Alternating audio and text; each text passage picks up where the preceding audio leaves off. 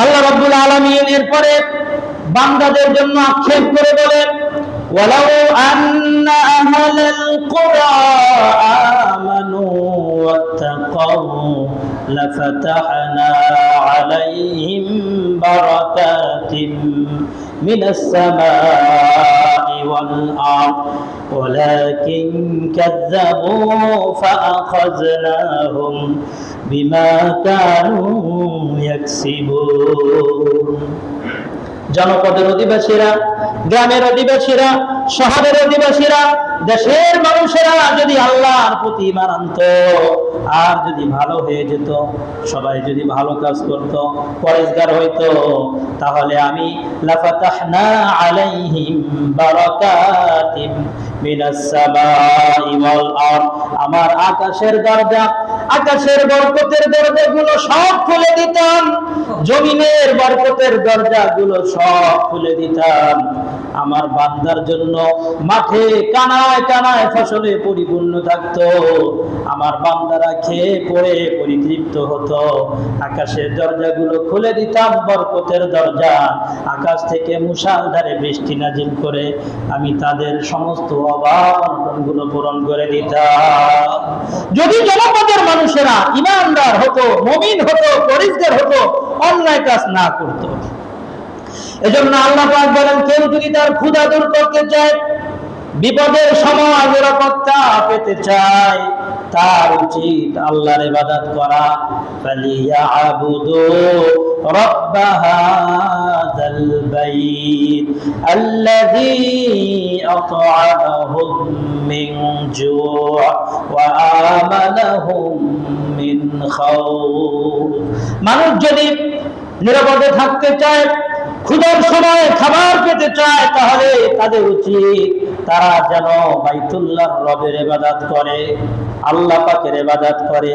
যদি তারা আল্লাহ পাকের ইবাদত বন্দেগী করে, তাহলে ক্ষুধার সময় তাদেরকে পেট পুড়ে খেতে দিবেন, আর রব্বুল আলামিন তাদেরকে মুসিবতের সময় নিরাপত্তা দান করবে। এটা আল্লাহ পাকের ওয়াদা। আল্লাহ পাক অন্যত্র বলেন, মা ইয়াফআলুল্লাহু বিআযাবিকুম ইন শাকারতুম ওয়া আমানতুম ওয়া কানাল্লাহু শাকিরান আলিমা। আল্লাহ পাক বলেন, আল্লাহ পাক তোমাদেরকে কেন শাস্তি দিবেন? কি দরকার আছে তোমাদেরকে শাস্তি দেওয়ার, যদি তোমরা তার শুকরগুজার বান্দা হও, ওয়া আমানতুম, এবং যদি তোমরা তার প্রতি ঈমান আনয়ন করো, তার কৃতজ্ঞতা স্বীকার করো, তাহলে কেন তোমাদেরকে আযাব দিবে? কোন দরকার নাই আল্লাহ পাকের আযাব দেওয়া। আযাব আসে কেন? আমাদের পাপের কারণে। মুসিবত আসে কেন? আমাদের পাপের কারণে আসে। আল্লাহ পাকের কোনো প্রয়োজন নাই। মা ইয়াফআলুল্লাহু বিআযাবিকুম, কেন তোমাদেরকে আল্লাহ পাক শাস্তি দিবে? যদি ইন শাকারতুম ওয়া আমানতুম, তোমরা ঈমান আনো, কৃতজ্ঞ হয়ে যাও, তাহলে কি দরকার আছে আল্লাহ পাকের তোমাদেরকে শাস্তি দেওয়া? আল্লাহ পাক কি জানেন নাকি যে তোমাকে শাস্তি দিবেন?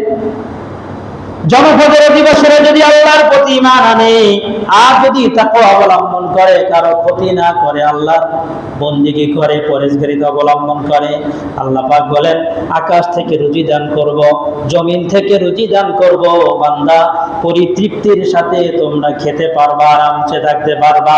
কিন্তু বান্দাদের অবস্থা খুবই খারাপ। ولكن كذبوا فأخذناهم بما كانوا يكسبون।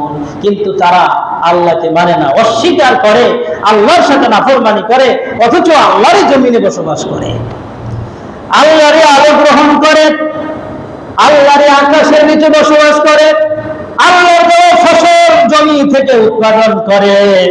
জমি থেকে আল্লাহ পাকের হুকুমে ফসল উৎপাদিত হয়, বৃষ্টি আল্লাহ পাকের হুকুমের মাধ্যমে নাজিল হয়, রুজির ব্যবস্থা আল্লাহ পাকে করে দেন, অথচ আল্লাহর সাথে আবার নাফরমানি করে।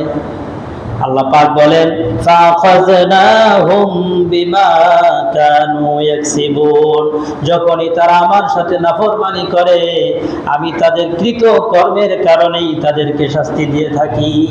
এগুলো আল্লাহ পাকের কথা। আমার তো কোনো প্রয়োজন নাই তোমাদেরকে শাস্তি দেওয়া, তোমরা নিজেরা শাস্তি টেনে নাও, যার কারণে দেওয়া হয়। নিজেরা শাস্তি টেনে নাও। أفأمن أهل القرى أن يأتيهم بأسنا بياتا وهم نائمون। তারা কি আল্লাহর শাস্তি থেকে, জনপদের অধিবাসীরা কি আল্লাহর শাস্তি থেকে নিরাপদ হয়ে গেছে, নির্ভীক হয়ে গেছে? তারা কি ভয় করে না যে যখন তারা রাতের বেলায় নিদ্রা অবস্থায় থাকবে, ঘুমিয়ে থাকবে, সেই সময় হঠাৎ করে আকস্মিক ভাবে তাদের উপরে আমার আযাব এসে যাবে? ঘুমের ঘরে বিভোর হয়ে রয়েছে, হঠাৎ করে যদি আকাশ থেকে গজব নাজিল হয়, পালাইবার কোনো রাস্তা পাবে না। 20 তলা বিল্ডিং এর উপরে আরামসে ঘুমাইতে আসো, হঠাৎ করে যদি ভূমিকম্প শুরু হয়ে যায়, পালাইবার জায়গা পাবে না।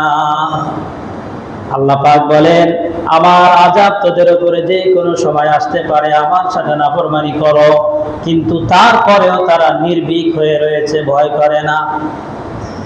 أَوَأَمِنَ أَهْلُ الْقُرَىٰ أَن يَأْتِيَهُم بَأْسُنَا ضُحًى وَهُمْ يَلْعَبُونَ।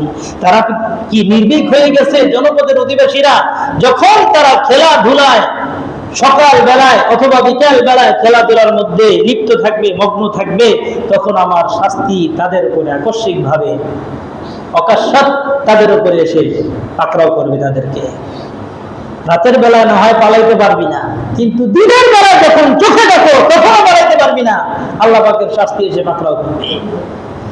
এই জন্য বান্দার উচিত সব সময় আল্লাহর কাছে মস্তক নত করে রাখা, যে আমি কথা বলতে পারি না, আমার মুখটা আল্লাহ পাক কথা বলায়। আমি চোখ দিয়ে দেখতে পারি না, আমাকে আল্লাহ পাক দেখায়। বহু মানুষ স্ট্রোক করে, চোখ দিয়ে দেখতে পারে না। হ্যাঁ, অনেক ভালো ছিল, হঠাৎ করে স্ট্রোক করেছে, এখন চোখে দেখে না। চোখ দেখতে ভালো দেখা যায়, কিন্তু চোখে দেখে না। এই চোখের দৃষ্টি কে কেড়ে নিয়েছে? আল্লাহ তাআলা কেড়ে নিয়েছে। এই জন্য অহংকার করা যাবে না, এবং আল্লাহ তাআলার নিয়ামত খায়া নাফরমানি করা যাবে না। শুকরিয়া আদায় করতে হবে, সব সময় আল্লাহ পাকের কাছে কৃতজ্ঞ বান্দা হয়ে থাকতে হবে, মস্তক অবনত করে রাখতে হবে, নিজেকে ছোট মনে করতে হবে।